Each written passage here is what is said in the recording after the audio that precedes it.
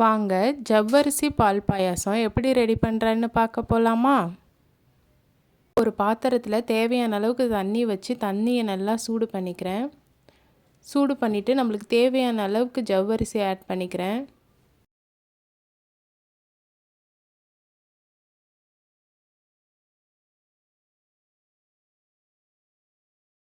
அது கூடயே கல்லுப்பு ஆட் பண்ணிக்கிறேன். ஜவ்வரிசி நல்லா கொதித்து வரட்டும்.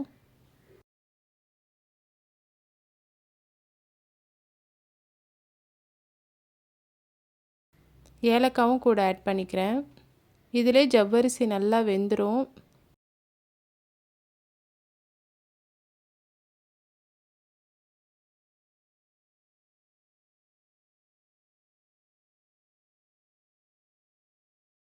தேவையான அளவுக்கு சுகர் ஆட் பண்ணிக்கிறேன்.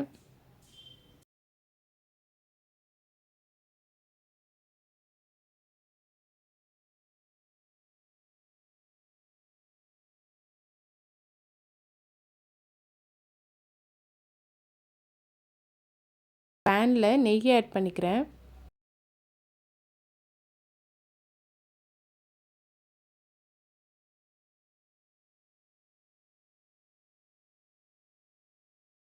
நெய் ஆட் பண்ணிட்டு முந்திரி,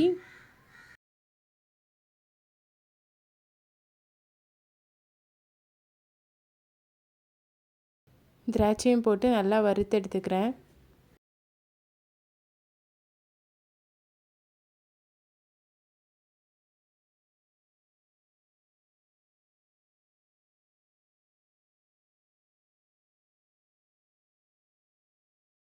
ஜவ்வரிசி நல்லா வெந்துடுச்சு.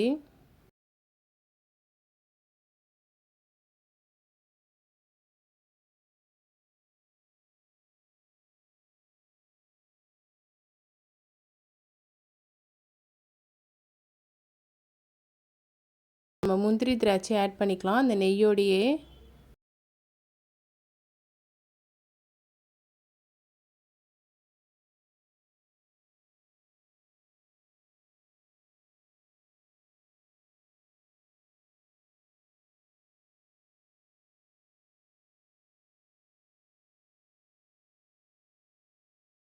ஆஃப் பண்ணிவிட்டு நல்லா ஆற வச்சுக்கலாம்.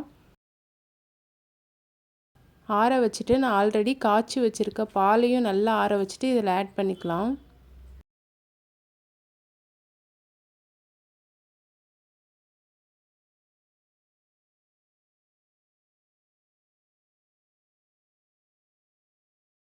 அவ்வளோதான், ஜவ்வரிசி பால் பாயாசம் ரெடி.